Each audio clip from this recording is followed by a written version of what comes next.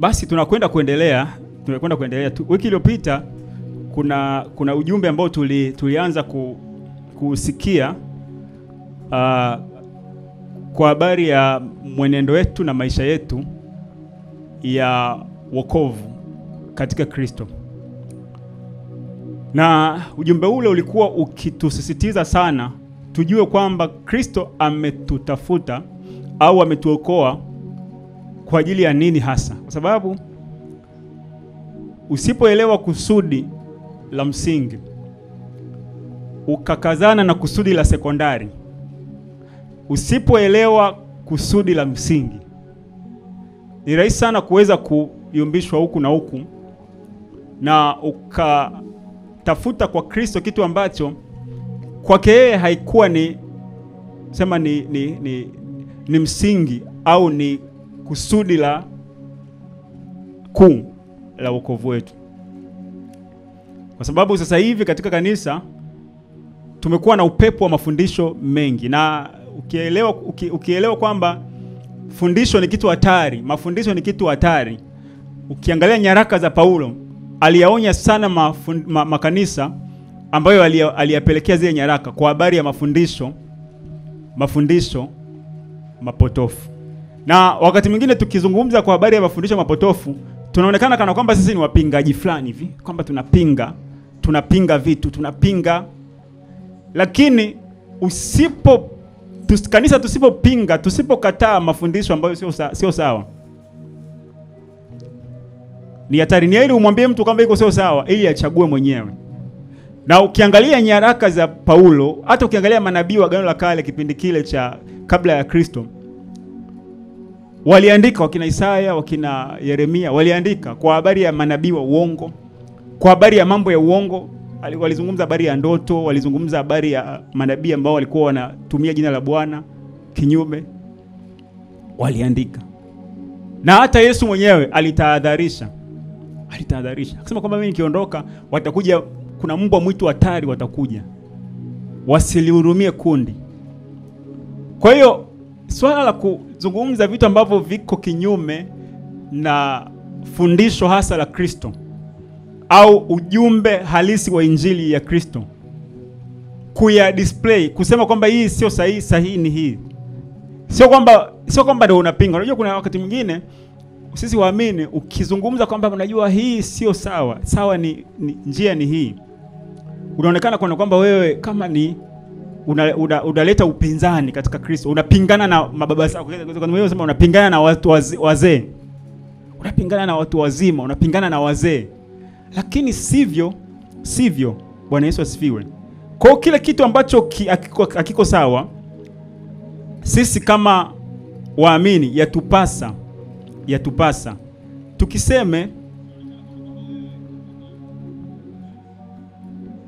tukiseme ili nini? Ili tulisaidie kundi. Kwa sababu kuna haja gani ya kwamba mimi naelewa, si ndio? Mimi Mungu amenipa neema ya kuelewa kile ambacho Mungu anataka kukidisplay au kile ambacho Mungu anataka kukisema kwa watu. Alafu sasa mimi naelewa, ninawaacha watu, ndugu zangu, wenzangu katika Kristo, ninawaacha. Sisemi nini, naogopa kusema bwana najua, kwa sababu najua huyu nikisema hivi, kwa sababu amefundishwa na pengine na baba wake wa kiimani, au amefundishwa katika, itakuwa kama na hamna. Lazima tuzungumze black and white, kwa sababu saa hizi kiukweli mafundisho ya uongo au msisitizo ambao sio alioleta Kristo katika zama hizi umekuwepo mno katika kanisa. Kwa hiyo lazima sisi waamini ambao tumepata neema, kwa sababu unajua hii ni kitu kinachoitwa neema. Tumepokea neema. Kama tumepokea neema, maana yake kwamba neema hiyo tuliyopokea tusipokee ikawa ni bure, hata kama ni kuchukiwa, kwa sababu umesema kile ambacho ni sahihi katika Kristo. Unajua sisi tulio katika kanisa tunatakiwa tuzungumze ya Kristo. Tuzungumze habari ya injili. Yaani mimi sina mamlaka ya kuzungumza vitu ambavyo ni nje ya imani, kwa maana ya nje ya kanisa. Nje ya kanisa tunawaachia wenyewe, kwa sababu kila sehemu kuna watu wameweka kwa ajili ya kuzungumzia mambo ya huko. Kwamba nikiwa ndani ya kanisa, mimi Mungu amenituma kuhubiri mataifa habari njema. Kama kuna kitu ambacho kiko sawa na kizungumza, kwa nini? Kwa yule aliyenituma. Katika kila sekta kuna watu ambao wanasema wana authority au wana haki ya kuzungumzia yale ambayo hayako sahihi. Katika kanisa sisi waamini pia tuna haki ya kuzungumzia yale ambayo tunayaamini, ila kulingana na mwito ule ambao tumeitiwa. Kwamba kama ni tumeitiwa mwito kwa njia ya Injili, tumeitiwa kwa ajili ya kuwahubiria watu habari njema, habari ya wokovu. Nikiona habari njema hiyo haiko sawa, kuizungumza kwamba hii haiko sawa ni assignment yangu. Unajua, kwa mfano tuchukulie mfano huko katika ulimwengu. Tuachane na kanisa. Moja ya responsibility ya mwananchi wa nchi yoyote ni kuilinda nchi yake.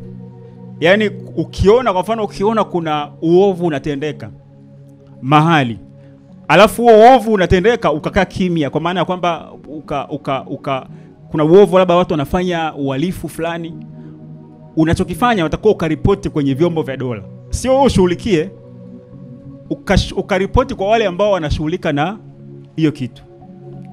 Ndio uzalendo wenyewe, kwamba mzalendo anapoona kitu kibaya anakikataa, lakini pia anakwenda kusema kwa mamlaka husika, bana, nimepita pale nikaona kuna vitu fulani vinafanyika ambavyo sio sahihi.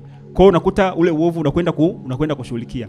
Hiyo ni katika namna ya ulimwengu huu, si ndio? Katika namna ya ulimwengu. Kwa hiyo sisi wananchi, si ndio, wananchi wa nchi yote, moja ya responsibility, moja ya wajibu ni kuhakikisha kwamba nchi inakuwa salama. Hiyo ni wajibu wa kila raia. Japokuwa tuna vyombo vya dola ambavyo vinatulinda, lakini hata sisi pia tuna mamlaka, tuna wajibu pia wa kuripoti. Kama kwa mfano labda leo hii umeona kuna sehemu labda wahamiaji haramu wanaingia, kuna vitu wanapanga, unaweza ukaripoti. Na hiyo ndio namna ya spirit ya kulinda nchi yako. Ukaona vitu vibaya au kuna taarifa mbaya ambazo zinaweza kuhatarisha amani katika nchi yoyote, sio sasa unashabikia unasema watakoma au hivyo. Kuna kipindi fulani nakumbuka, mpaka nataka kutoka nje ya somo, lakini kuna kipindi fulani nakumbuka kuna tukio moja lilitokea, ikatokea tukio katika mtandao, ikaonekana kuna askari fulani wamefanywa vitu vibaya. Sasa kuna watu wakawa wanashangilia, ukiangalia zile comment watu wanavyoshangilia wasema bora sasa unakaa unajiuliza kwamba hivi kweli hawa watu wana uchungu na nchi yao, wana uchungu na taifa lao, kwamba tunapoona vitu viovu vinafanyika alafu sisi tunashabikia, tunafurahia, tunashabikia kwamba watakoma au mjui kwamba kile kitu kikitokea kibaya kinatugusa watu wote. Kwa sababu ndio sawa na nyumba ikipata shoti, hata wewe ulioko huko ndani inakuathiri. Yaani ndivyo ambavyo ilivyo. Kwa hiyo ukiona kama kuna mtu anakorokochoa sehemu, usishabikie. Kwamba kuna mtu anachokonoa switch, anachokonoa nini, ukasema yule bana si chumba kile na mimi hainihusu. Sasa huo nimezungumzia katika ulimwengu huu tunaoishi. Lakini katika kanisa pia tunapoona mafundisho ambayo hayahusiani na kazi ya Yesu msalabani, yaani kwa kweli mimi siwezi kuionea haya Injili, nitasema. Kwa nini? Kwa sababu ndivyo inatupasa. Sisi ni nuru. Kama ni nuru, maana lazima tuangaze. Sisi uwepo wetu mahali popote lazima uwe na manufaa. Bwana Yesu asifiwe.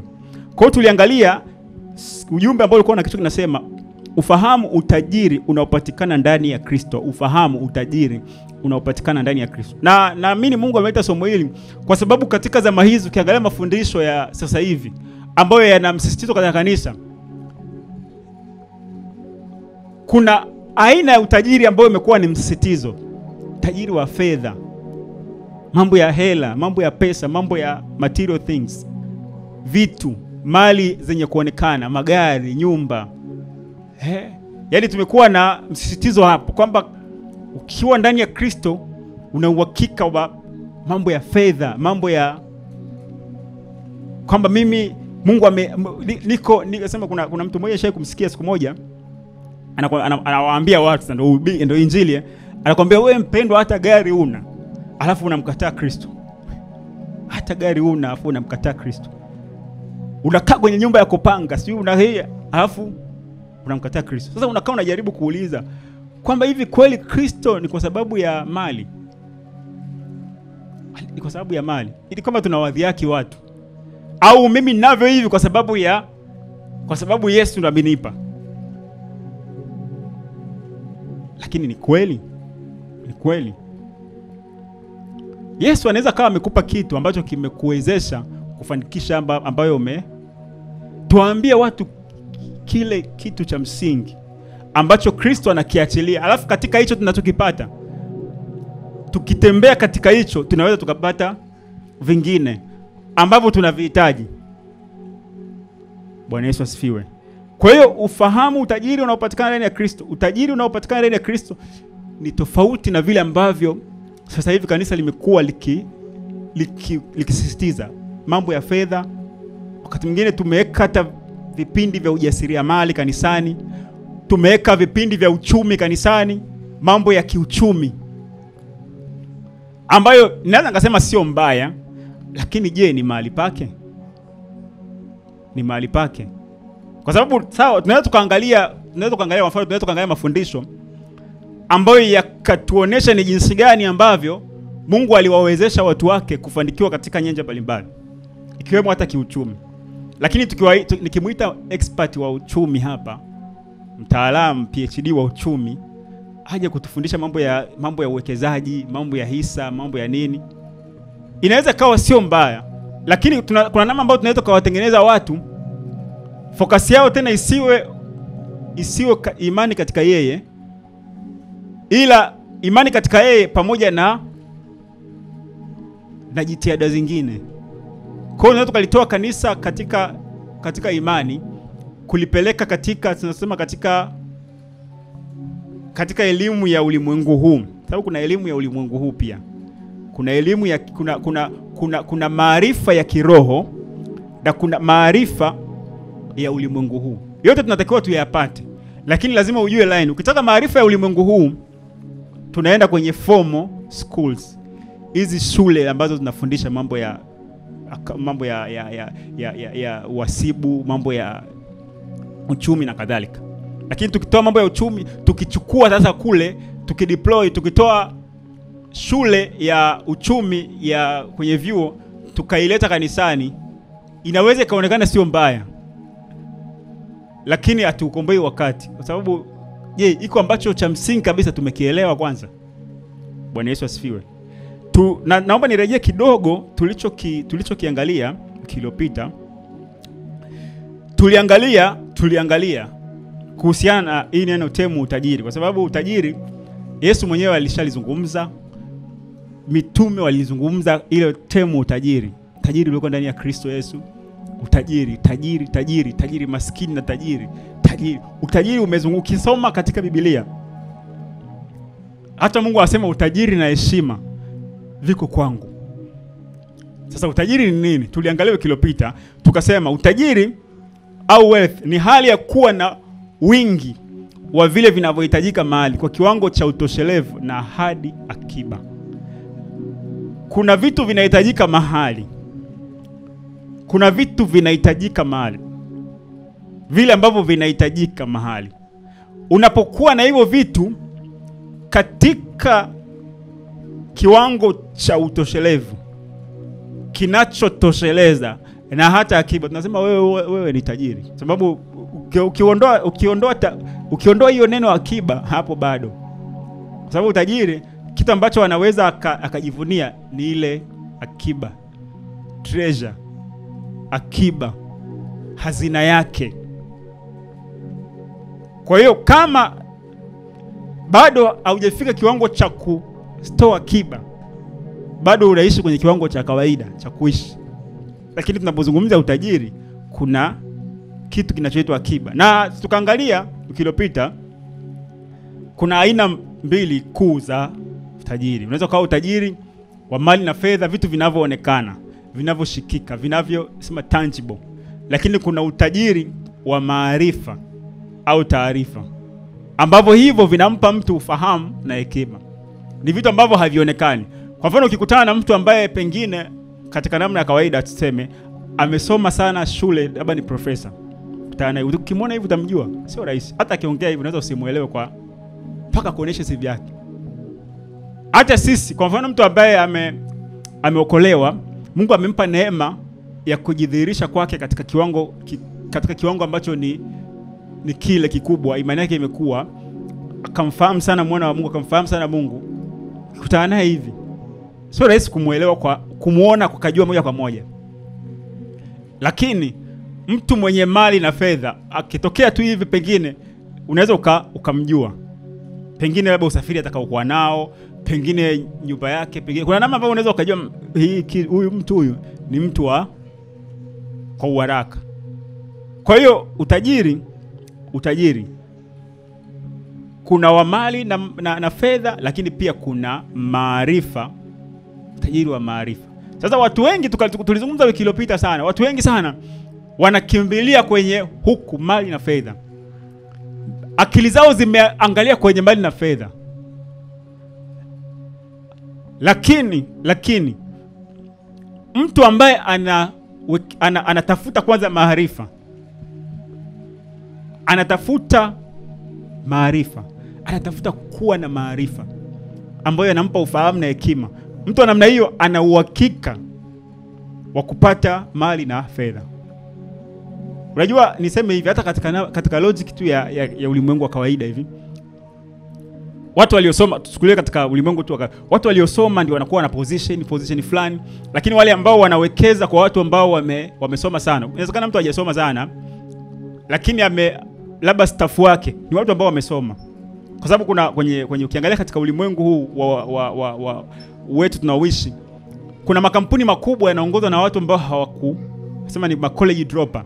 Amesoma kidogo, akaona chuo micha nini, akaingia kwenye uwekezaji. Maana kwamba akafanya kile alichokifanya, akatengeneza product, lakini akatafuta team ya kurefine kile kitu, kukiboresha kile kitu. Sasa ametafuta ile team ni ya watu waliosoma. Kwa mfano, tunaweza tukasema unajua kuna hivi vitu tunajidanganyaga sana watu sisi, kwamba unajua Bill Gates aliacha shule, sijui nani sijui aliacha college, lakini angalia staff wake ni watu cream ambao kwa sababu kile kitu anachokifanya sio ni yeye. Kwa ile kuacha, alafu aka initiate product, aka invite team, ikakirefine kile kitu. Sasa uwezo ukasema kwamba unajua elimu bana, elimu haina maana, mbona fulani haja, tunatiana moyo kweli, mbona fulani haja. Sawa, wewe kama unaweza kuacha, lakini kisha timu yako ambayo itakuwezesha ni timu ambayo ina maarifa.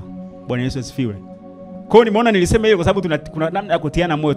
Kuna watu tunawarifaa sana, Bill Gates, sio nani waliacha shule, sio huyu mbona aliacha chuo, huyu mbona aliacha Sweden, huyu mbona kusoma sana Angalia wale ambao inawezekana wahasibu, inawezekana watu nasema management team, ni watu ambao wana uwezo kwenye yule eneo. Kwa hiyo maarifa ni ya muhimu mno. Inawezekana sio wewe una maarifa, lakini hakikisha watu ambao wanakuzunguka wana maarifa. Kwa hiyo maarifa ni kitu cha muhimu ambacho watu wengi hatukiangalii katika jicho la upana. Na Afrika kwa sababu tumekataa maarifa, hatujawekeza sana katika maarifa, ndio maana tuko katika kiwango hiki ambacho tupo. Afrika tumekataa nini? Tumekataa maarifa. Mioyo ya Waafrika mingi inatamani material, kuwa na niwe na hiki, niwe na hiki. Lakini tukaje tukaangalia kwa wiki iliyopita kwamba hata Kristo mwenyewe utajiri ambao tunaopata kwake ni utajiri wa maarifa. Utajiri wa maarifa. Maarifa ya Mungu. Kwa sababu hata Roho Mtakatifu tuliangalia wiki iliyopita, kitu ambacho anashughulika nacho ni kuachilia taarifa. Atatufundisha, atatusaidia, atatufundisha. Kutufundisha maana yake nini? Kutuachilia information. Kwa yote aliyofanya Kristo ni kwa sababu ya sisi tujue. Yaani kikubwa tuwe na utajiri wa katika maarifa. Tuelewe, tujue. Tujue njia za Mungu, tujue kanuni zake, tujue upendo wake, tujue kusudi lake. Alafu katika huko kujua kutusaidie kuweza kuachieve lile kusudi ambalo ametuumbia. Kwa nje tukianza msitizo wa mali, tukianza msitizo wa fedha, ambayo hayo Yesu mwenyewe alisema kwamba utafuteni ufalme wake na haki yake, na hayo mengine yote mtazidishiwa. Alafu kuna sehemu nyingine akasema, kuna sehemu nyingine ikaandikwa kwamba na ufalme wa Mungu ni huu, wa kujua wewe Mungu wa kweli na wa pekee, na Yesu Kristo aliyemtuma. Kwa ufalme wa Mungu ambao alisema tuutafute ni kujua. Ni kujua. Kupata maarifa. Tafuteni kwanza ufalme wa Mungu na haki yake, na hayo mengine mtazidishiwa. Bwana Yesu asifiwe. Nataka niguse hapo kidogo alafu tutaendelea mbele. Tukisoma kitabu cha Wakolosai wa kwanza, Wakolosai 1 sura ya 9, anasema kwa sababu hiyo sisi nasi tangu siku ile tuliposikia hatuachi kufanya maombi na dua kwa ajili yenu, ili mjazwe maarifa ya mapenzi yake katika hekima yote na ufahamu wa rohoni. Mwenende kama ulivyo wajibu wenu kwa Bwana, mkimpendeza kabisa, mkizaa kwa kila kazi njema na kuzidi katika maarifa ya Mungu. Anaposema mjazwe maarifa ya mapenzi yake, alikuwa anaomba.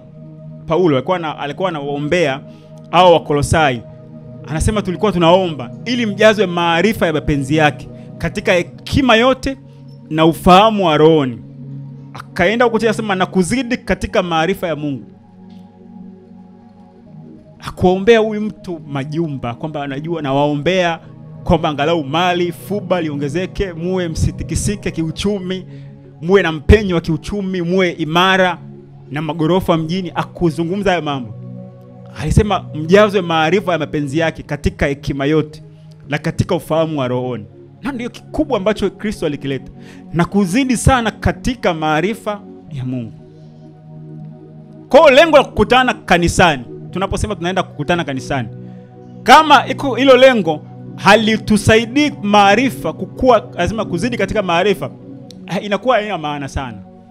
Inakuwa ina maana. Sababu hata kuomba, unajua kuomba, unapoomba kwa kadiri ambavyo unakuwa na maarifa ya Mungu, utaomba sawa sawa na mapenzi yake.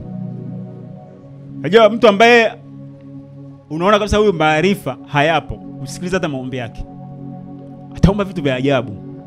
Ndio yale tunasikia kwamba wao wameniloga na washushia moto na unaanza kuua watu katika maombi. Lakini mwana wa Adamu anasema katika neno lake, mwana wa Adamu hakuja kuangamiza, sema bali kuokoa kilicho potea. Sasa unaomba nje ya mapenzi ya Kristo. Je, Kristo ndiye alichokijia? Lakini ukielewa ile nia ya Mungu, ukielewa mapenzi ya Mungu, inakusaidia kuweza kufanya nini? Unapoenda mbele za Mungu kuomba, unaomba sawa sawa na mapenzi yake. Mjaze maarifa ya mapenzi yake. Wakolosai 2:1 akaendelea akasema, maana nataka ninyi mjue jinsi ilivyo kuu juhudi yangu niliyokuwa nayo kwa ajili yenu, kwa ajili ya wale wa Laodikia na wale wasioniona uso wangu katika mwili. Anasema ili wafarijiwe mioyo yao wakiunganishwa katika upendo, wapate utajiri wote wa kufahamu kwa hakika, wapate kujua kabisa siri ya Mungu, yaani Kristo. Umeona? Akaendelea, ambaye ndani yake yeye hazina zote za hekima na maarifa zimesitirika, wapate kujua. Alikuwa anawaombea alikuwa anaombea hawa ili kanisa lililoko Laodikia.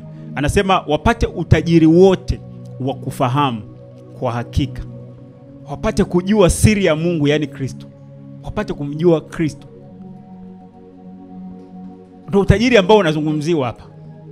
Ile tunapomjua Kristo kuna utajiri, na utajiri ambao tunaupokea katika Kristo hauwezi kuupata popote. Kwa sababu kama ninaweza nikapata utajiri ambao ninaupata ndani ya Kristo, nje ya Kristo, kunakuwa hakuna maana ya kuwa ndani ya Kristo. Kwa sababu kama utajiri ndani ya Kristo tunaozungumzia leo hii ni kupata fedha na mali. Kuna watu hawajaokolewa na wanampinga Kristo, lakini wana fedha na mali na kuzidi. Kwa lazima msisitizo wetu uwe katika maarifa, kwamba sisi utajiri ambao tunautafuta katika Kristo ni utajiri wa maarifa, kujua mapenzi ya Mungu, kujua njia zake, kujua kanuni zake, kujua pendo lake. Alafu tunapomjua sana, yani hiyo mwenendo utatusaidia tu katika mambo mengine. Bwana Yesu asifiwe. Isaya 13:1 akasema, basi litatoka chipukizi katika shina la Yese, na tawi litakalotoka katika mzizi yake litazaa matunda.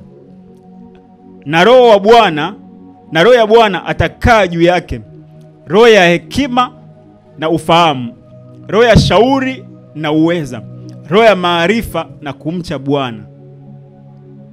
Alikuwa anazungumziwa Kristo, alikuwa anazungumziwa Yesu Kristo.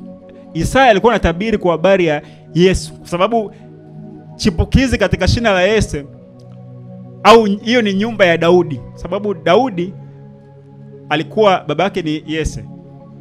Kwa hiyo chipukizi katika shina la Yese alikuwa anazungumziwa Kristo. Roho ya hekima na ufahamu, shauri na uweza, maarifa na kumcha Bwana.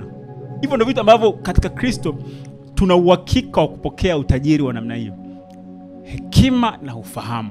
Hekima na ufahamu wa nini? Hekima na ufahamu wa Mungu. Shauri na uweza, kufahamu shauri na uweza, na maarifa na kumcha Bwana. Kwa sababu unajua kumcha Bwana, tukifikiria kumcha Bwana ni kitu cha vile ambavyo unajisikia. Kumcha Bwana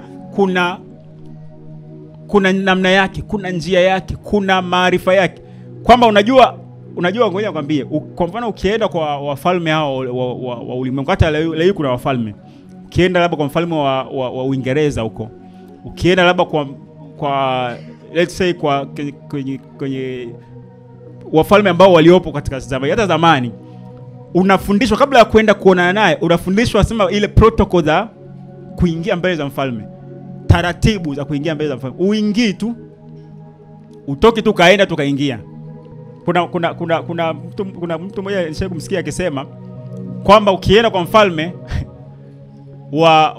wa England, ukienda mbele za kwanza uweze ukampa mkono mpaka akupe yeye kwanza. Sio ukafika tu yeye ukapeleka tu mkono lako. Mpaka yeye mwenyewe ndo atoe mkono akupe na wewe ndio alafu pia ukiwa unaondoka unarudi kwanza nyuma hivi. Alafu ukigeuka ukitoka umetoka, yani utakiwa uangalie nyuma. Kuna taratibu fulani. Hizo ni taratibu za kuingia mbele za mfalme. Na ni kidunia, tunazungumzia kidunia. Sasa kuingia mbele za Mungu pia uingii tu kama unavyoingia. Kuna namna yake. Tuna ujasiri wa kupaingia patakatifu pake kwa damu ya Yesu. Sasa usipoelewa damu ya Yesu ilichokifanya, huwezi ukawa na ujasiri. Kwa kinachokupa ujasiri nini? Ni ile understanding. Ule ujasiri wa damu ya Yesu. Kwamba damu ya Yesu imenisafisha. Nikienda mbele za Mungu mimi sihesabiwi mkosa. Lakini kama haujaelewa hiyo kitu, utaanza, Mungu najua nimefanya makosa haya, nisafishe kwa damu yako. Najua nikija mbele zako sistahili mbele zako, mimi ni mende tu, mimi ni mdudu tu. Unaanza unafikiri kwamba ni unyenyekevu. Unaanza kujiona kwamba mimi sifai. Mungu unajua mimi nimekosa jana. Yaani unaanza una ujasiri. Lakini ukielewa kwamba Mungu ametusamehe, sisi ni watoto wake, Mungu ametusamehe. Yaani ile niseme hivi, ile kwamba umeelewa umekosa jambo. Kwa mfano umefanya kitu fulani ukaelewa umekosa. Ukaelewa kwamba hii hapa nimezingua, hapa hii mimi mwana wa Mungu sikustahili nifanye hivi. Kwa kweli itabidi nisibadilike. Yaani ile nia ya kubadilika yani kwisha. Yaani hiyo yaani unajua kutubu sio kusema kwamba bwana unajua nimekosea hivi na hivi. Hiyo ni kuungama. Unajua kuna confession. Kuna confess kwamba na confession unaweza ukaisema tu hata mwenyewe kwamba bwana kweli hii hapa nilichokifanya sio sahihi. Una confess kwamba nimekosea. Hii sio sahihi. Mungu nisaidie niweze kutoka katika jambo hili. Sababu unielewe nikwambie kwamba hauwezi kuweza kuikabili tabia ya mwili kwa mwenyewe. Mungu nisaidie niweze kutoka katika jambo hili. Yaani hata katika madhaifu ya mwilini tunamhitaji Mungu atusaidie. Bwana Yesu asifiwe. Kwa hiyo nimesema mambo hayo ni kwamba maarifa hata kwenda mbele za Mungu tunahitaji maarifa. Naomba nisogee tena kwa habari ya Roho Mtakatifu. Asema lakini Yohana 16:13 asema lakini yeye atakapokuja huyo Roho wa kweli atawaongoza watie kwenye kweli yote, kwa maana hata nena shauri lake mwenyewe, lakini yeye atakayoyasikia atayanena, na mambo yajayo atawapasha habari yake. Hata nena huyo Roho Mtakatifu anazungumziwa, hata nena shauri lake mwenyewe, lakini yote atakayoyasikia atayanena. Roho Mtakatifu atasikia alafu atayanena, mambo yajayo atawapasha habari yake. Sema yeye atanitukuza mimi kwa kuwa atatwaa yaliyo yangu na kuwapasha habari. Roho Mtakatifu ni kumpasha habari, ni mtoa taarifa, ni mfundishaji, ni mambo ambayo ni mtu ambaye ni nafsi au ni roho ambayo inatuelekeza cha kufanya. Ndio Roho Mtakatifu. Kwa utajiri tulionao katika Kristo, information. Nilizungumza hapo wiki na hii ni kurejea tunakusisitizia kwamba utajiri katika Kristo tusifikirie kwa habari ya magorofa na majengo. Sasa yale maarifa tunayoyapewa tukitembea nayo sawa sana mapenzi ya Mungu, kama umekusudiwa kumiliki iko ambacho unakihitaji kwa ajili ya utukufu wa jina. Kwa sababu unasema hivi, mimi nasema kitu kingine, nasema hivi. Kwa mfano kwenye upande pia hata wa material, labda tuzungumzie kidogo material. Hivi kwa mfano kila mtu akiwa na private jet hapa itakuwa wewe una assignment ambayo inahitaji private jet. Una kusudi ambalo linahitaji private jet. Kwa hiyo kuhitaji kitu material ambayo hayakusaidii kwenye kusudi lako haina maana. Unajua kuna vitu vingine tunaweza tunavihitaji. Mimi nahitaji kwa mfano wewe unakaa tu hapa mjini hapo unahitaji V8. Hapa town tu V8. Hauna zile nini? Zile safari. Unajua kwa mfano mawaziri na wabunge wanahitaji magari makubwa yale. Unaweza kusema hiyo anasa. Hamna, sio anasa. Wanasafiri sana. Sasa mtu anapenda anasafiri sana, umwekee RAV4. Haliendani na hiyo assignment yake. Kwa lazima umpe gari yenye uwezo mkubwa. V8 lina piston, la cylinder 8. Maana kwamba hata likitoka hapa kwenda Mwanza na kurudi, linaenda Mwanza na kurudi na kugeuza na kurudi, haina shida. Kwa hiyo kulingana na assignment yake anastahili kupata kile ambacho anakipata. Sasa wewe town trip tu hapa ukienda sana umeenda labda kilomita 100. Alafu unataka V8. Unaona sasa hiyo ni mambo ya anasa kwa ajili ya show off. Kwa hiyo hata tunapoenda kuomba au tunapokuwa na nia ya kuhitaji vitu fulani ambavyo havitusaidii kwenye kusudi, inakuwa haina maana. Na Waafrika ndio tuko hapa, tuko kwenye show off. Tunataka tu vitu ambavyo havitusaidii katika maisha yetu. Sasa nataka nizungumze kitu kimoja. Tuliishia hapo wiki iliyopita. Nataka tulishie hapa tukasema tutakuja kuendelea hapa. Tuangalie tahadhari juu ya tabia ya kupenda na kutegemea utajiri wa mali na fedha. Tabia ya kupenda fedha. Tahadhari juu ya tabia ya kupenda fedha.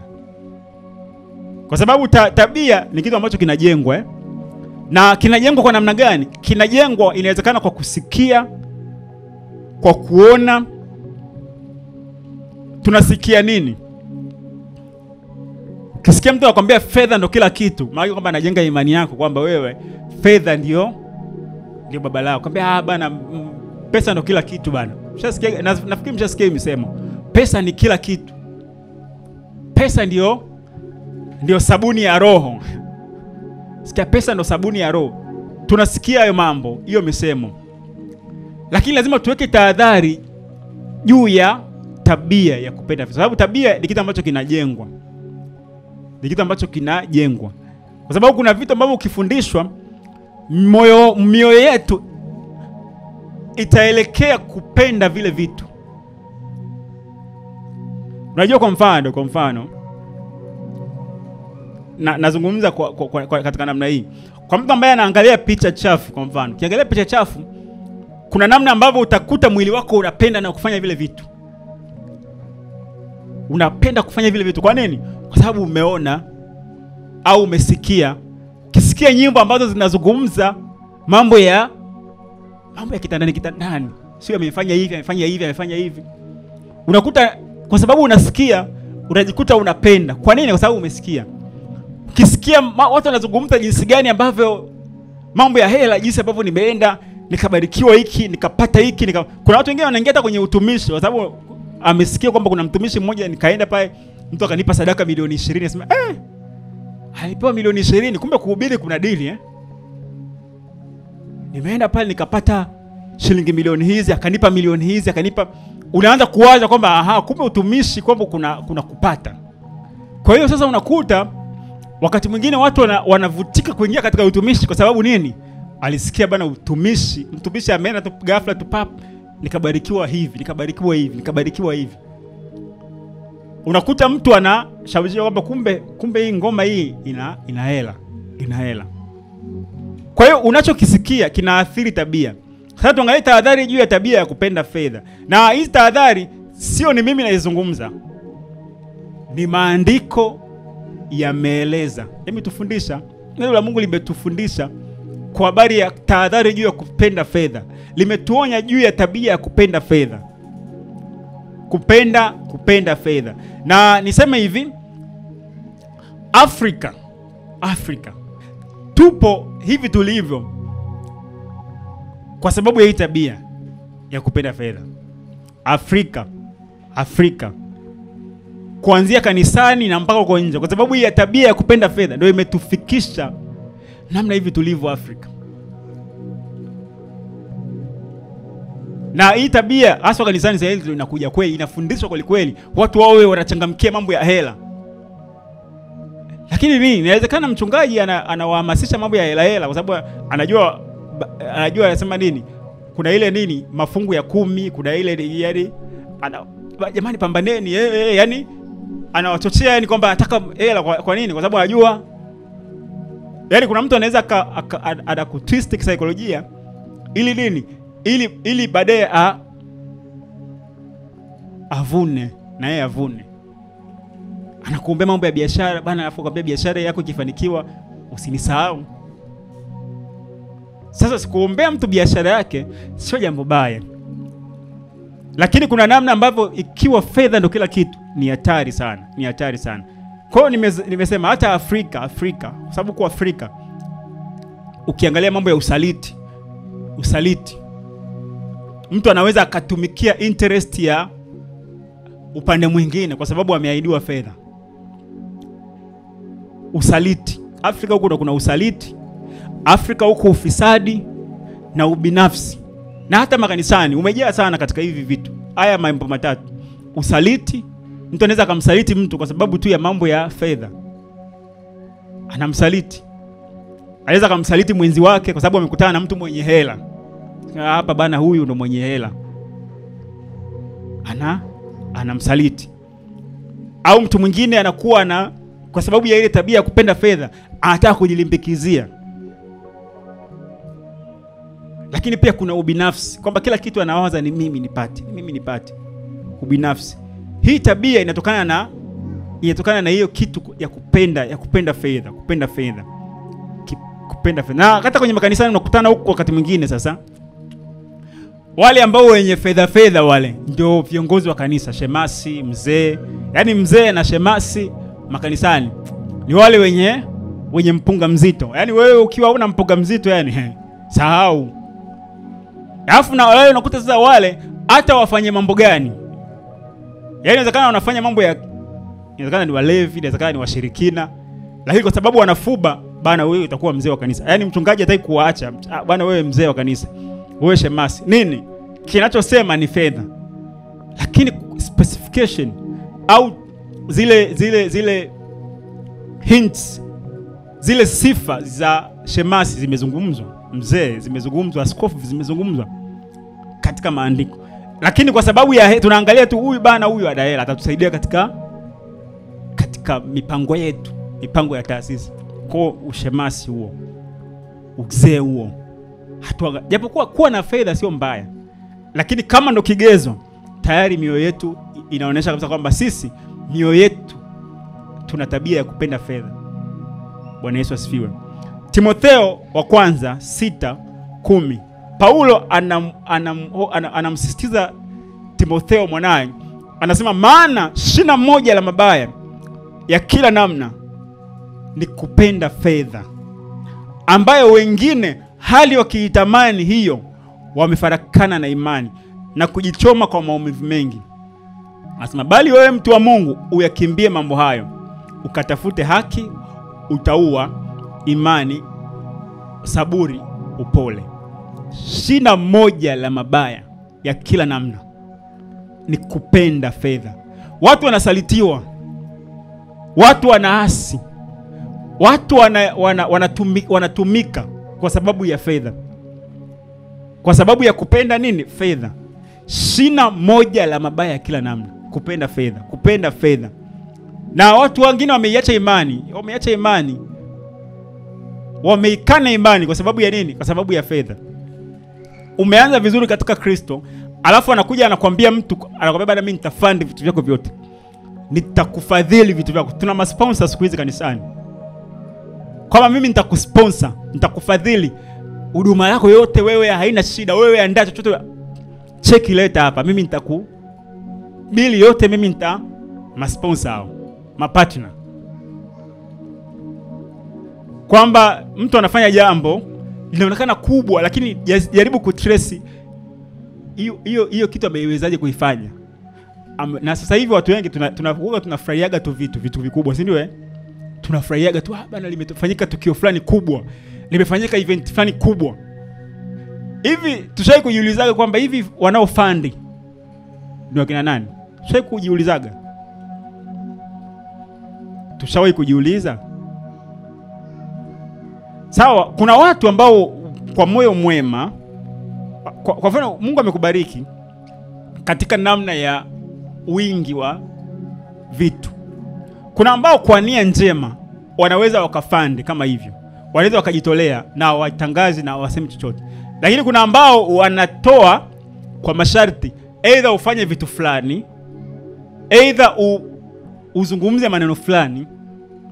Anakuambia mambo yako yote wewe nenda sawa, haina shida. Lakini katikati ya jambo lile au katikati ya hiko ambacho unakifanya, fanya kitu hiki. Kwa unakuta wewe pale unatumikia mashauri haya mawili. Unafanya lile ambalo unasema la Bwana wako, alafu na pale unatimiza matakwa ya yule ambaye amewekeza hela yako. Tumefika huko. Nini? Tabia ya kupenda mali na fedha. Bwana Yesu asifiwe. Msiwe na tabia ya kupenda fedha. Waebrania 13:5 anasema msiwe na tabia ya kupenda fedha, muwe radhi na vitu mlivyo navyo. Kwa kuwa yeye mwenyewe amesema sitakupungukia kabisa wala sitakuacha kabisa. Kwa kuwa yeye mwenyewe amesema muwe radhi na vitu mlivyo navyo. Unajua kuna wakati mwingine kuna hatua uliopo unakuwa unaona kwa kweli mimi sio, huwa nashangaa kusikia yani sio kiwango changu hiki. Sio kiwango chako vipi? Ndio kiwango chako cha wakati. Sika mimi kinatembelea hii, hali na utembelea hii sio na ikataa kabisa. Unaikataaje? Ridhika na kile ambacho ulichonacho. Ridhika na kile ambacho ulichokuwa nacho. Sababu kuridhika maana yake nini? Kuridhika sio kwamba ninajua kwamba hapa ndo nimefika. Kuridhika maana yake kwamba ninashukuru. Unajua mtu ambaye anaridhika na kile ambacho alichonacho ndio mtu mwenye moyo wa kushukuru. Kwa sababu mtu akijiona kama amepungukiwa hawezi kushukuru. Kwa mfano kuna mtu anagawa vitu sehemu. Anagawa, nakumbuka miaka ile ya nyuma tulikuwa unaenda kwa wakati tunasoma boarding, unaenda kwenye dirisha pale, unamwekea sahani, anakuwekea kama ni wali, kama ni maharage, anakuwekea. Ukiona amekupunja kabisa, yaani moyo unaumia kabisa, unaenda lakini unajua hapa amenipunja. Lakini amekuwekea pap akakuongezea, na unamwambia bana asante bana. Yaani unafurahia. Unafurahia kwamba kwa kile ambacho amekuwekea. Mtu ambaye hajaridhika, mtu ambaye hajaridhika na nafasi ambayo aliyopo, hatua aliyopo, hawezi kushukuru. Na ndo dalili pekee ya kujua kwamba huyu mtu ameridhika na hiyo hatua. Lakini sasa hivi tuna declare kwamba unajua mimi hii sio hatua yangu kabisa. Huu sio mimi sio katika level hizi. Nakataa level hii. Unakataje level hii? Ukiwa darasa la kwanza, wewe darasa la kwanza tu. Subiria wakati mpaka ufike uishe, uende darasa la pili. Ndio namna ya utaratibu wa maisha. Sio na tabia kupenda fedha, muwe radhi na vitu mlivyonavyo. Timotheo wa kwanza 3:1. Naona somo linakuwa ni refu kidogo. Alikuwa anazungumza sifa ya askofu. Anasema kuanzia mstari wa kwanza, anasema neno la kuaminiwa, mtu akitaka kazi ya askofu atamani kazi njema. Basi vimpasa askofu awe mtu asiyelaumika, mume wa mke mmoja, mwenye kiasi na busara, mtu wa utaratibu, mkaribishaji, ajiwahi kufundisha, si mtu wa kuzoelea ulevi, si mpiga watu, bali awe mpole, si mtu wa kujadiliana, wala asiwe mwenye kupenda fedha. Hapa izungumzia askofu, na hata ukienda kwenye semasi ndio hivyo hivyo. Asiwe mwenye kupenda fedha. Kwa ile kwamba unapenda fedha, hauwezi kazi ya utumishi. Hauwezi kazi ya utumishi. Ukiwa unapenda fedha, kazi ya utumishi hauwezi. Unaweza kutumikia watu, lakini kazi ya kumtumikia Kristo, unapenda moyo wako, unapenda fedha, ni ngumu. Na nyakati za mwisho ilitabiriwa watakuwa watu wenye kujipenda wenyewe, wenye kupenda fedha. Timotheo wa pili 3 kuanzia mstari wa 2 anasema, maana watu watakuwa wenye kujipenda wenyewe, wenye kupenda fedha, wenye kujisifu, wenye kiburi, wenye kutukana, wasiotii wazazi wao, wasio na shukrani, wasio safi. Akaendelea kuchini. Nataka tuone tu hapo wenye kupenda fedha. Wenye kupenda fedha. Na kupenda fedha kunaendana na kujisifu, kiburi na kutukana. Ni vitu ambavyo vinaendana. Mtu ambaye anapenda fedha ni mtu mwenye kujisifu, mtu mwenye kiburi. Yaani hivyo vitu vinaendana kabisa. Zimetabiriwa katika zama hizi. Kwa hiyo na sisi lazima tujiepushe na hiyo kitu cha kupenda fedha. Na Paulo kuishia hapo, aliwasi pia hata wale wenye mali. Kwamba mna mali sawa. Mungu amewapa mali nyingi za kutosha. Ni matajiri wa mali. Lakini akawaambia msijivune. Timotheo wa kwanza 6:17. Paulo anaendelea kuwaambia sema, walio matajiri wa ulimwengu huu wa sasa waagize wasijivune, wala wasiutumainie utajiri usio yakini, bali wamtumaini Mungu atupae vitu vyote kwa wingi, ili tuvitumie kwa furaha. Kuna kutumainia utajiri, alafu kuna kujivuna. Waagize wasijivune, wasijisifu, wasiutumainie utajiri. Kutumainia utajiri ni kwamba unaona, yani kwa kweli mimi niko hapa kwa sababu ya mali zangu. Yani mimi mali zangu ndio zimeniweka hapa. Mimi fedha yangu ndio imeniweka hapa. Mimi kazi yangu ndio imenifanya niwe hivi. Unatumainia utajiri. Unatumainia utajiri. Aliwaambia, sema bali wamtumaini Mungu atupae vitu vyote kwa wingi, ili tuvitumie kwa furaha. Vitu vinakuja ili tuvitumie kwa furaha.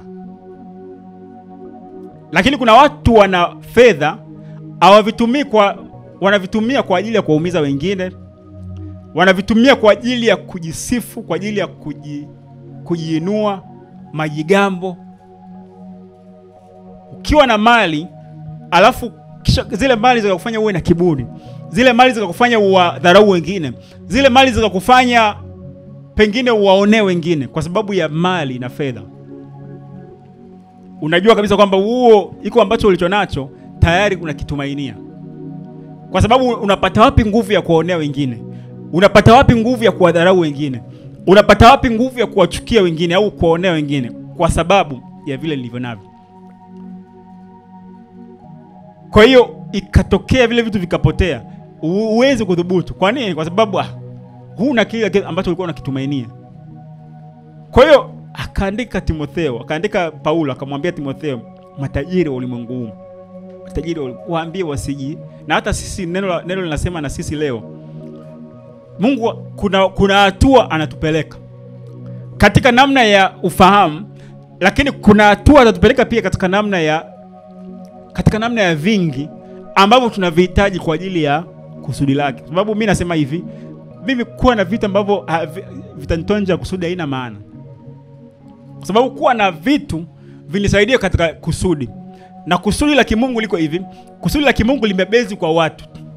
Kwamba unapokuwa pengine let's say una kiwanda, si ndio? Ume establish kiwanda, si ndio? Kuna utajiri watu, lakini ile product yako itawahudumia wengine. Kwa it's all about others.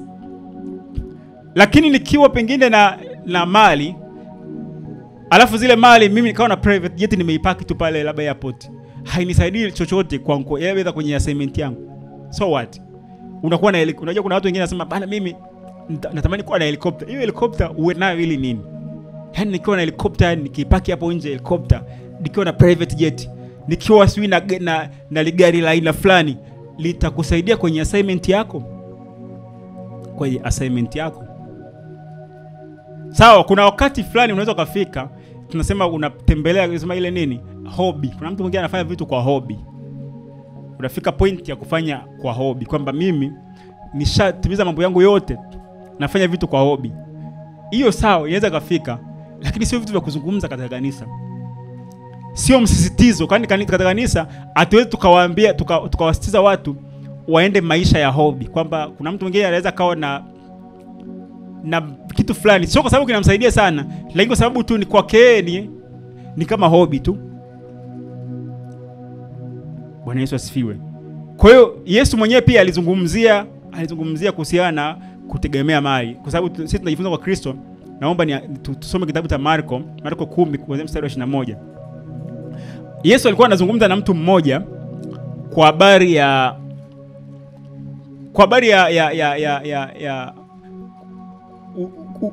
uzima wa milele, kwa habari ya ufalme wa Mungu.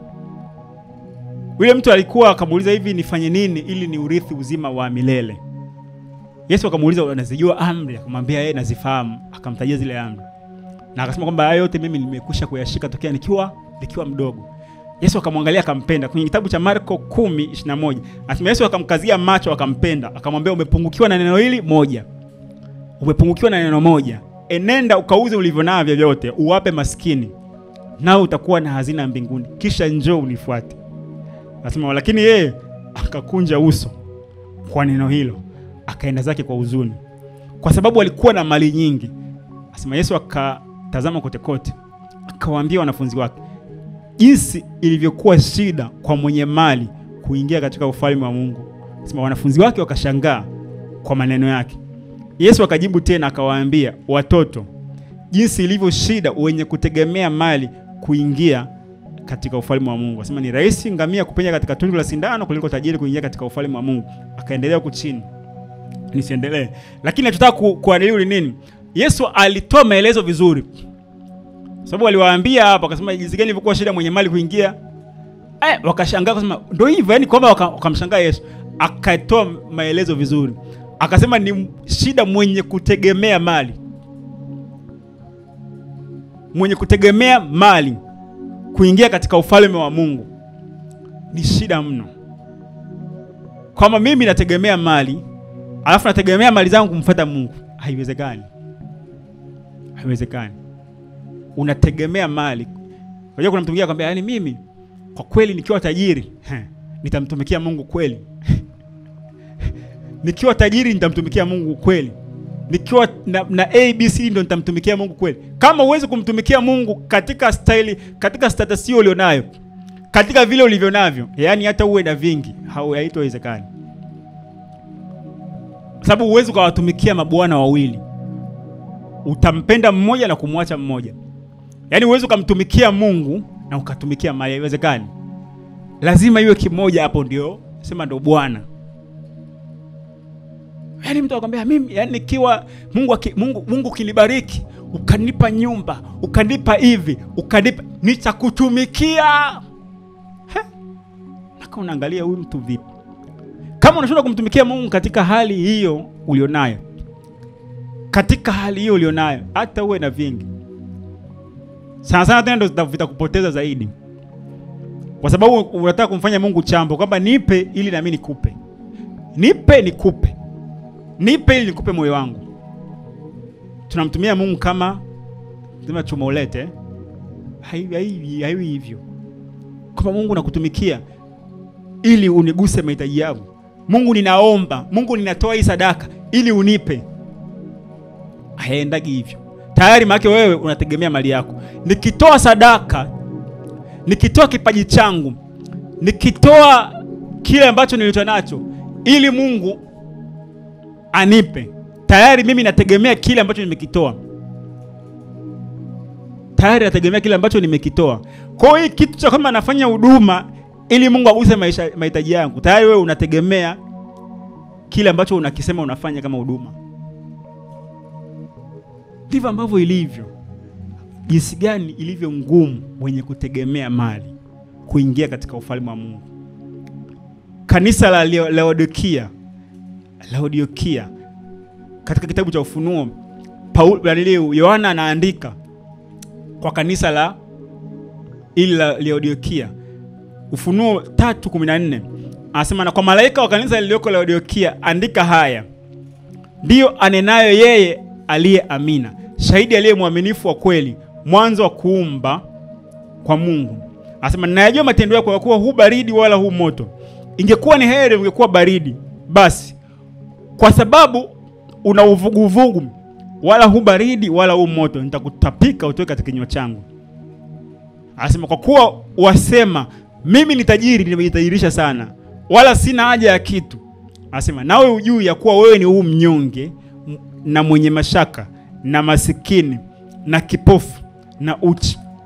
Nakupa shauri, ununue kwangu dhahabu iliyosafisha kwa moto, upate kuwa tajiri, na mavazi meupe upate kuvaa, aibu ya uchi yako isionekane, na dawa ya macho ya kujipaka, na dawa ya macho ya kujipaka macho yako upate kuona.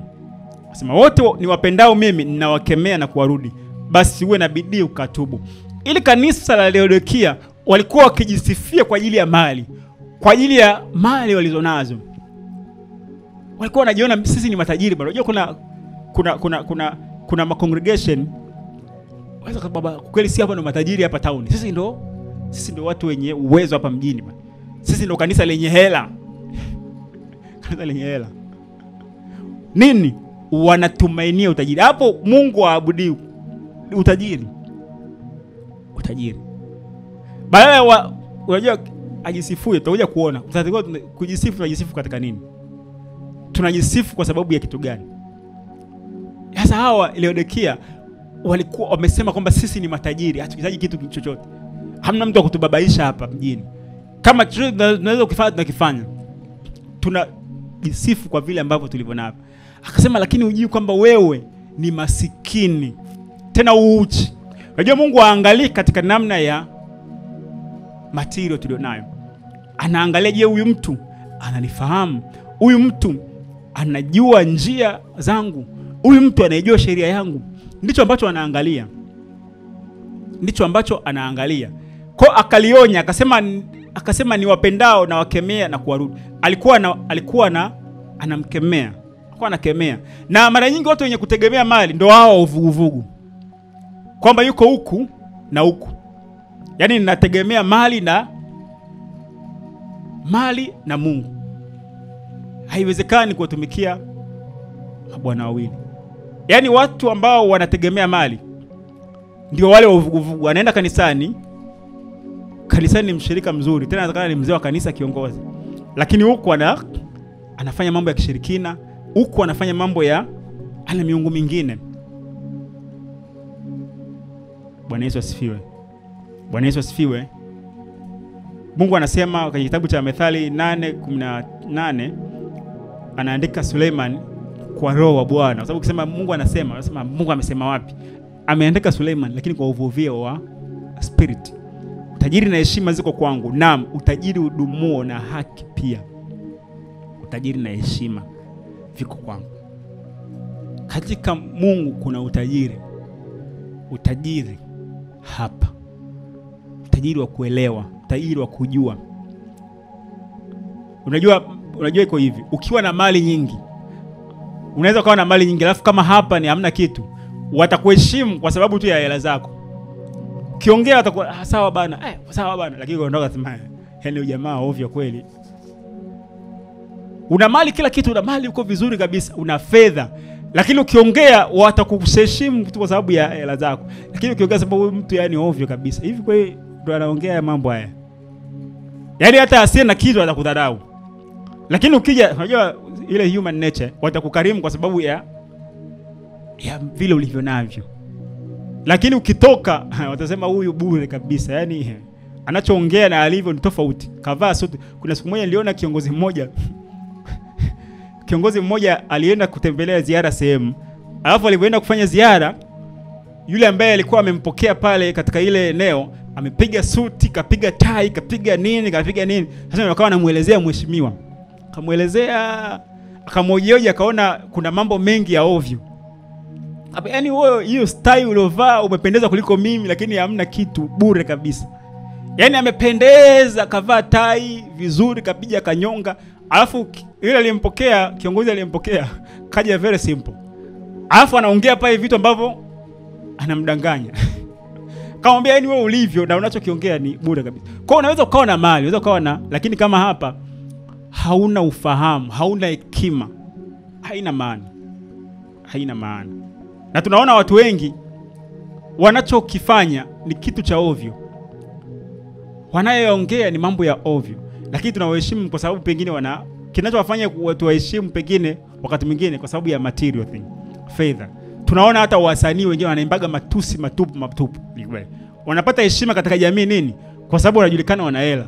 Namna ambavyo wanatembelea vile vitu vifaa wanavyotembelea, tunasema hawana hela. Kwa hiyo ile heshima wanayoipata ni kwa sababu ya, lakini vile anavyoimba aibe mtu pengine hana vitu. Tusikia yani huyu jamaa yani ovyo kabisa. Kwa hana adabu. Sikia hana adabu. Ila mwenye fedha ndo ana adabu katika dunia hii. Mwenye fedha hata akiongea pumba ana adabu. Lakini kinachowafanya ndo maana huwa wanaoneshaga hela na vitu ili kwamba muheshimu. Unajua lazima wa balance kwamba angalau wanawaonesha kwamba sisi tuna hivi, tuna magari, tuna nyumba, tuna fedha hizi, wakati mwingine wanazimwaga wanazionesha ili kile ambacho wanakisema mkione cha maana. Kwa sababu akizungumza mtu ambaye hana hivyo ambavyo unavyosema, akizungumza mtaani tu akaimba hayo mambo ya kubinuana mtaani huko, akaimba, mtamwambia hebu wewe kimya, unazungumza mambo ya nini? Lakini kwa sababu amezungumza mtu fulani ambaye anaonekana pengine ni tajiri, mnamuona kwamba huyu bana huyu fulani jamaa kweli ana hela kweli. Ujinga mtupu. Kama unachokizungumza sio kitu cha maarifa, hela hazina maana. Sasa nataka nimalize hapa. Naona muda umekimbia sana. Na viashiria vya mwenye tabia ya kupenda fedha. Kuna viashiria gani ambavyo utajua huyu mtu ana tabia ya kupenda? Na hii viashiria vitatusaidia hata sisi kujikagua. Kwamba kuna viashiria. Mungu ametukataza tusiwe watu wenye kupenda fedha. Kuna vitu gani ambavyo ni indicators? Kwa sababu indicators ni za muhimu. Indicators na hata wakati wa mwisho Yesu Kristo alizungumza kwamba mtakapoona dalili hizi na hizi na hizi na hizi, hapo bado. Lakini mkiona dalili ujue hapo ndio unakaribia. Sometimes dalili zinatusaidia kujikagua tu sisi. Ukiona mtu hana msimamo mbele ya fedha, hana msimamo mbele ya fedha, utaratibu ni huu. Lakini akiwekewa fungu hapo mbele ya hela, anaweza akatumika upande huu, anaweza akatumika upande huu. Yaani hana upande. upande wote ambao utaweka dau, yeye yumo.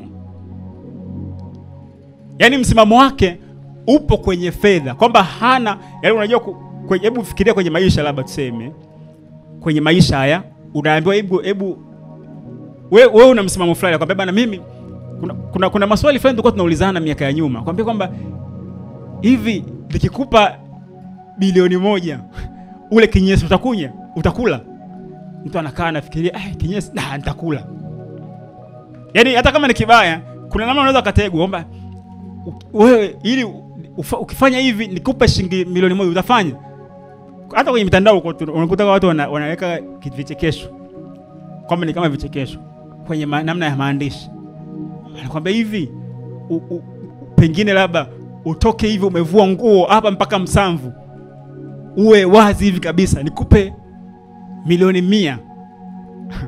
Anaweza kuambia na nikitoka hapa mpaka Dar kabisa kwa 20 vipi, hata kama 20 leta. Yaani hela ndio kila kitu.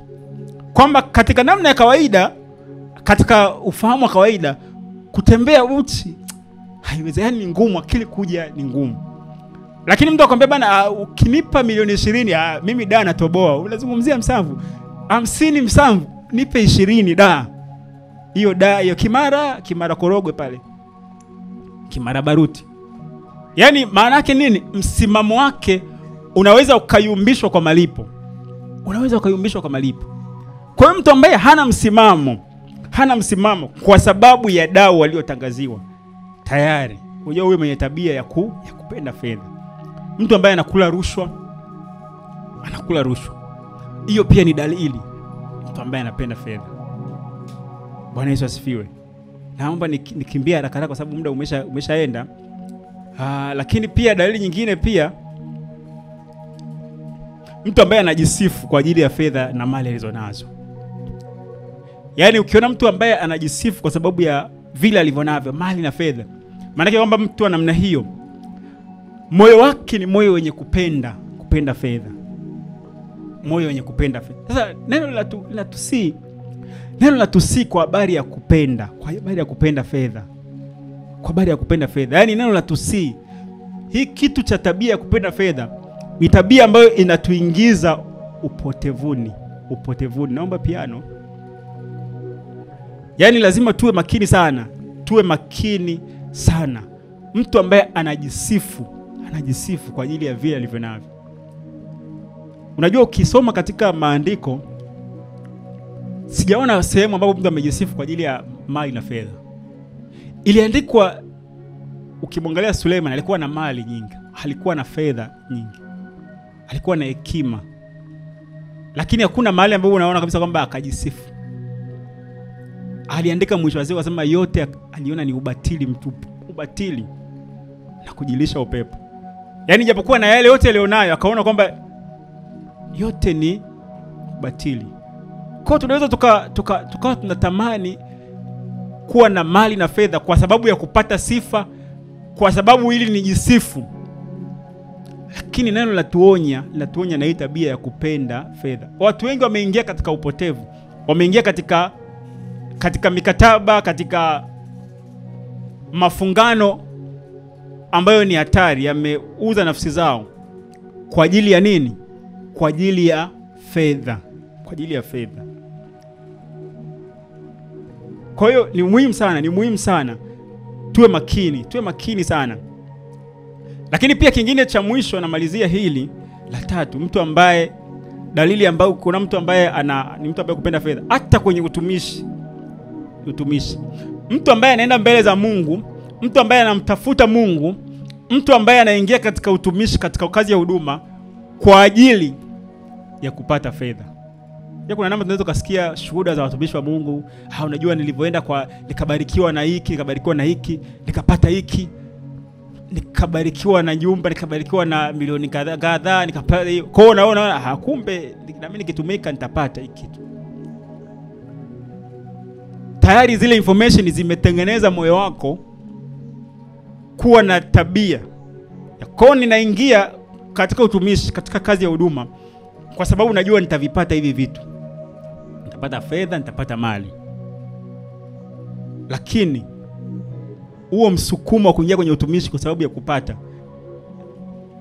ni fundisho gani ambalo limetufu? Sababu unajua utumishi ni kujitoa.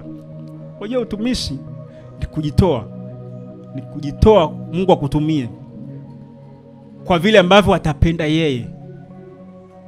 Kwa vile ambavyo kuna wengine katika utumishi Mungu aliowaita, watapita njia ngumu. Unajua sio kila mtumishi lazima awe na status fulani ya maisha. Sasa imagine labda wewe Mungu amekuita kijijini huko ndani ambako, alafu mtumishi unamwamini Mungu kwa ajili ya mtu aliitiwa injili ya kimataifa, ambaye inampasa pengine awe na private jet, awe na vifaa fulani kama vitendea kazi. Kwa kila utumishi ambao Mungu anatuitia, ataprovide kulingana na assignment. Lakini tukiwa na hii tabia ya kupenda fedha, utajikuta wakati mwingine tunafanya vitu kwa sababu, au tunaingia katika utumishi kwa sababu tumesikia ABC tutapata hivi na hivi na hivi na hivi na hivi. Bwana Yesu asifiwe. Yakobo 4, naomba niseme mstari wa 3, anasema hata mwaomba wala mpate kwa sababu mwaomba vibaya ili mvitumie kwa tamaa zenu. Tunaenda mbele za Mungu wakati mwingine tunamuomba Mungu naomba hiki. Lakini kumbe ni kuomba vibaya. Na kuomba vibaya ni nini? Ni kuomba nje ya mapenzi ya Mungu. Yaani kuomba vibaya ni nje ya mapenzi ya Mungu. Ukiomba nje ya mapenzi ya Mungu, unaomba kwa tamaa zako. Kwa hiyo tuelewe utumishi Mungu anaotuitia, vile ambavyo tunavihitaji katika utumishi ambao Mungu ametuitia, ataviprovide kama tukiwa waaminifu na kukaa katika mapenzi yake. Yaani usimwangalie mtu mwingine ukafikiri utakuwa kama mtu mwingine. Na ni hatari. Ukishakuwa na hiyo knowledge, ukishakuwa na hiyo mentality, ukishakuwa na hiyo kiu, tunasema moyo wako umejengwa kupenda fedha. Basi naomba niishie hapo, lakini pia kingine nataka nimalizie hapa kitu kimoja hapa, kwamba katika ile eneo la mali na utajiri pia tutajaribiwa. Kuna hatua itafika wakati mwingine tutajaribiwa, tutaingia katika majaribu. Yesu mwenyewe alijaribiwa. Mathayo 4 kuanzia mstari wa 8. Kisha Ibilisi akamchukua mpaka mlima mrefu mno, akamuonyesha miliki zote za ulimwengu na fahari zake. Akamwambia, haya yote nitakupa ukianguka kunisujudia. Sema, ndipo Yesu akamwambia, nenda zako Shetani, kwa maana imeandikwa, msujudie Bwana Mungu wako, umwabudu yeye peke yake. Yesu kwa nini alikuwa na uwezo wa kumwambia nenda zako Shetani? Akamfukuza. Kwa sababu alikuwa anajua kilichoandikwa. Alikuwa na maarifa. Alikuwa anajua kwamba sisi katika maisha tunayoishi hapa, maisha ni ya thamani kuliko vitu. Maisha ni ya thamani kuliko vitu. Unajua, wakati mwingine tunafikiri, unajua Yesu alijibu swali moja simple sana. Alizungumza simple sana. Akasema uhai si zaidi ya chakula au mavazi. Maisha si zaidi ya chakula na mavazi. Kama mavazi yapo kwa ajili ya watu walio hai, chakula kipo kwa sababu ya watu walio hai wakitumia. Maana yule mtu ndio wa thamani kuliko chakula. Kwa hiyo tunajaribiwa wakati mwingine tutajaribiwa, bana wewe fanya hiki, mimi nita-clear, nitakupa hiki. Ukifanya hivi katika utumishi wako, ukisema hivi katika utumishi wako, nitafanya hivi. Na hapo ilichoandikwa tu ni kidogo kwamba kumsujudia. Unajua kumsujudia ni nini? Kumsujudia ni kitu kinawezekana kaangaa kidogo sana. Kumsujudia, nitakupa yote iwapo. Lazima tuwe makini. Sisi Mungu ametuita kama watenda kazi, lakini kuna wakati pia tutajaribiwa kwenye ile eneo la mali na fedha. Wakati mwingine watu wanaweza kukuletea sadaka na masharti. Bana wewe nakuletea bana hii, lakini bana unajua katika huduma yenu hii, hebu mnatakiwa mfanye kitu hiki hapa hiki. Sio tena mimi niko huko kwenye, unaingiza ajenda ndani ya ajenda. Nini? Kwa sababu ya mali na fedha. Unamsujudia mtu. Hatuwezi kuwatumikia mabwana wawili. Tukamtumikia Mungu na tukatumikia mali. Yaani lazima uchague moja katika njia ambayo Mungu ametuitia. Kwamba kama ni mali zinakuja, kama ni fedha zinazokuja, lazima ziwe ndani ya assignment ndio pewa. Zikitaka kunitoka katika assignment yangu, na fedha zipotelee mbali. Najua nakumbuka alikuwa ni kina Paulo wakati wanahubiri katika Matendo ya Mitume pale. Kuna watu waliwaletea, kuna mtu aliwaletea fedha, akaambia naomba na mimi mnipe kwa kipawa ambacho mkimwekea mtu mikono wanajazwa na Roho Mtakatifu kwa fedha. Unajua kwa hasira akasema fedha yako na wewe ipotelee mbali. Kwamba wafikiri tunaweza ukainunua karama ya Mungu kwa fedha, kwa malipo. Kwa kuna wakati kuna vitu ambavyo unaweza ukaambiwa katika safari ya assignment yako, katika ule mwito wako uvifanye kwa sababu umelipwa. Kwa sababu umelipwa, bwana mtumishi, ujue utangaze. Uweke pale hivi na hivi na hivi. Tayari unafanya biashara ndani ya huduma. Ni hatari. Tuwe makini sana na mioyo yetu. Tuilinde mioyo yetu. Mioyo yetu ikaze katika assignment yake, katika kusudi lake. Chochote kinachokuja lazima kiwe kimeabide, kimeendana na ile kusudi ambalo Mungu ametuita. Basi ngoja nimshukuru Mungu kwa ajili ya neno lake hili. Fikiri tumehitimisha. Kuna mambo ambayo nimeacha kidogo, lakini msisitizo hasa ilikuwa ni hii kitu cha kupenda fedha. Tajiri tunaupokea katika Kristo Yesu ni utajiri wa maarifa. Kufahamu mapenzi yake, kujua njia zake, kujua yatupasao kufanya. Yaani tukielewa hivyo, hivi vitu vingine vyote tutajua tu, hata kama vikija ni kwa ajili ya assignment yake. Yaani assignment au ile kusudi la Kristo kuja, hakuja kwa ajili ya material things.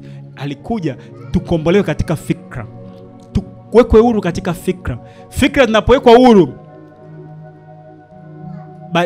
tabia zitabadilika, mienendo itabadilika. Alafu mienendo inapobadilika, matokeo yake kuna vitu ambavyo tunavihitaji tutavipokea. Basi nimshukuru Mungu. Baba yetu, Mungu wetu wa mbinguni, katika jina la Yesu, nakushukuru kwa ajili ya neno lako hili ambalo umesema nasi jioni ya leo. Mfalme, ninaamini kabisa neno lako huwa alirudi bure, bali utimiza mapenzi yako na kufanikiwa katika yale uliyolituma. Tumelipokea neno hili Bwana. Tumelipokea neno hili Bwana. Ninaamini neno lako hili litatuimarisha ili Bwana tuweze kudhibiti mioyo yetu, tuweze kutembea katika mapenzi yako, ili tuweze kuyumbishwa na mafundisho ya huku na huku ambayo yanafanya mioyo yetu igeukie na kutegemea mali za ulimwengu huu, igeukie na kutegemea vitu vya ulimwengu huu. Mungu, ninakushukuru kwa sababu wewe ni mwaminifu. Unasema nasi kwa lengo la kutujenga, kwa lengo la kutustakasa, kwa lengo la kutusafisha, kwa lengo la kutuimarisha, ili imani yetu ijengwe katika wewe. Utukufu na heshima na kurudishia wewe kwa ajili ya neno lako hili. Katika jina la Yesu Kristo nimeomba. Amen.